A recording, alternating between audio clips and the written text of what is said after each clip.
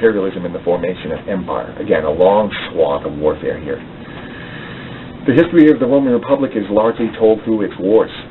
These are divided into four categories chronologically. There were the wars for survival and local supremacy in Italy, when Rome basically went from a city-state to being the hegemonial leader of a confederacy of all the city-states of the peninsula of Italy. This was achieved by 281-275 BC, similar to the Spartan Peloponnesian alliance in that all states in Italy had to have the same friends and enemies as Rome. They had treaty relations independent of each other with Rome.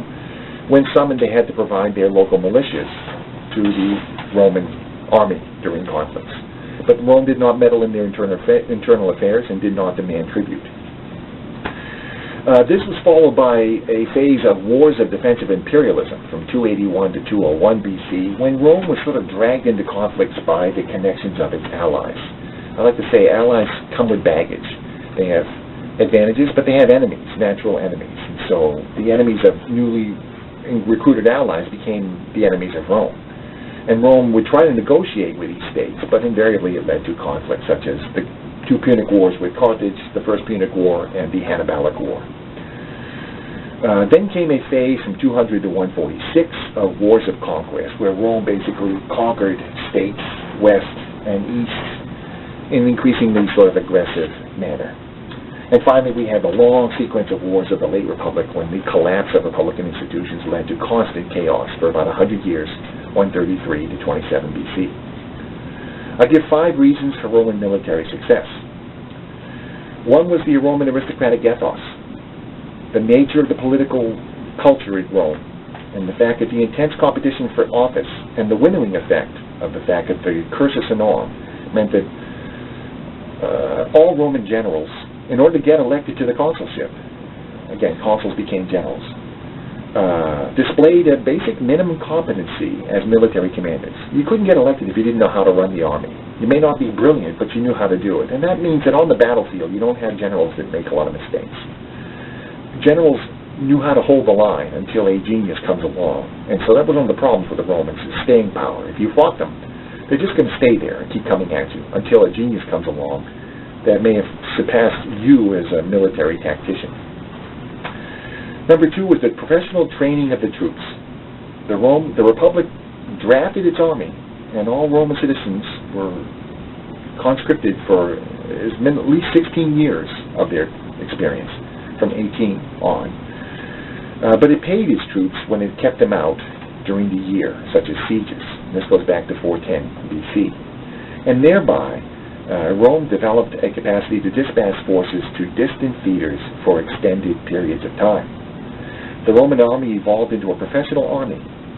It adapted to tactical innovations such as the manipular legion. It devised trusted systems such as fortified camps and organized logistics to sustain its presence on the battlefield. These are things even Alexander's army didn't do, build camps every time it camped at night. Number 3 was a calculated process of population expansion and the construction of an effective alliance system. The Romans effectively increased their military manpower from allies in expanding Roman towns. The estimates available of the total manpower eligible for the draft at the time of the Hannibalic War, 218 to 201 BC, was 1 million Roman citizens and 2 million Italians. So if the average army is 30 to 40,000 men, and Hannibal wiped out 3 or 4 of these in the first 3 years of the war, the Romans would just draft another army. Hannibal had one professional army, and he had to constantly find new mercenaries to fill the ranks of depletion. The Romans could just keep drafting people endlessly. Not that the armies would be as good as his, but over time that takes a toll. The Romans had staying power because of their willingness to incorporate outsiders. So number 4 is the Romans displayed a willingness to incorporate outsiders into its republican political system gradually and by degrees.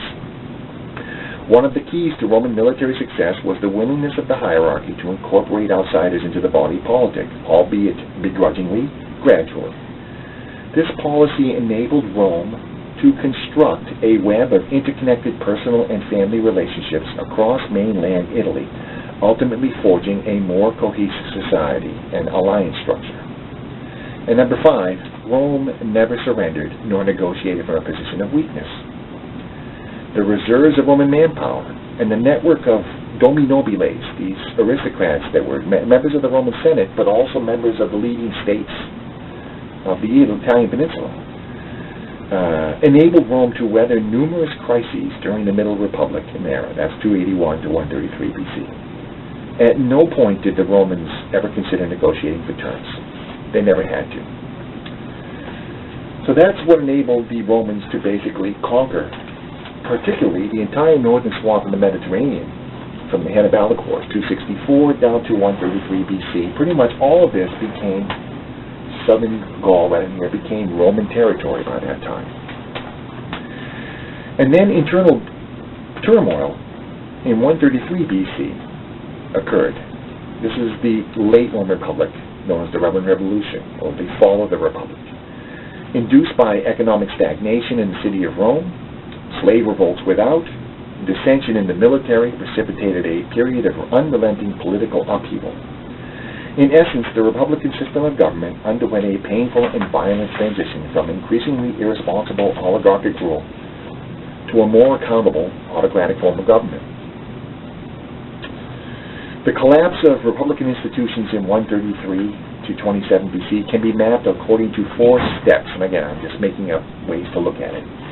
First, we see the rise of popular tribunes, plebeian tribunes. Between 133 and 121 BC, 2 brothers, Tiberius and Gaius Apronius Gracchus, exploited previously unexplored potential of the plebeian tribuneship to seize power in Rome.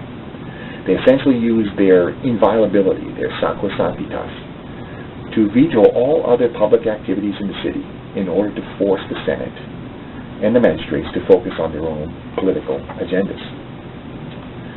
Number 2 was the rise of private armies. When the oligarchy failed to resolve various problems that had emerged with the military establishment, particularly recruiting the army and discharging it, Roman generals, specifically Gaius Marius, who was consul 106 and then 104 to 100 BC, 5 years consecutively, and Lucius Cornelius Sulla, who was his personal rival, consul in 88 BC, and then became dictator for the purpose of restoring the Republic in 82 to 79 BC, recruited private armies that ultimately proved more loyal to themselves than to the Roman state, and ended up provoking civil war. The third step is the first triumvirate, 59 to 53 BC. 3 men, Gnaeus Pompeius Magnus, Marcus Licinius Crassus, and Gaius Julius Caesar, combined their influence to seize power at Rome. Basically, the 3 of them were so powerful that if they could cooperate, they were more powerful than the rest of the oligarchy combined. And as long as they stayed together, they could control the state. In fact, they didn't even like each other, so the risk of them falling apart was always very real. But what we can say is the oligarchy lost control of the body politic at this time, and they never got it back. This is a major step in the transition. It led to civil war between the oligarchy siding with Pompey against Caesar after Crassus died in fighting the Parthians. And finally, number 4, Caesar's dictatorship, 46 to 44 BC. Julius Caesar, having defeated Pompey in the civil war, appears to have attempted to establish himself as a Roman version of a Hellenistic divine king like the Ptolemies, and he was having an affair with Cleopatra. She had a child by him, so the ideas were there. In January of 44 BC, he declared himself dictator for life, dictator in perpetuo, and this is actually inscribed on his coins. He was murdered by a conspiracy of some 60-odd senators a few weeks later. By this point, the precedent of rule by one man was firmly established at Rome. The only question remained: who would succeed him? This turned out to be his great-grandnephew, who he adopted, so his name was Gaius Julius Caesar Octavianus, or Octavian, the future Roman Emperor Caesar Augustus, or Augustus. As complex as these problems were, a ruling class more responsible than the one prevailing at Rome might successfully have mediated them. The process of enrichment and heightened political importance rendered the Roman senatorial order increasingly arrogant and unaccountable for their actions. Caesar's successor, Octavian, the first Roman emperor, 27 BC to 14 AD, Augustus, learned from Caesar's mistakes to do more with less.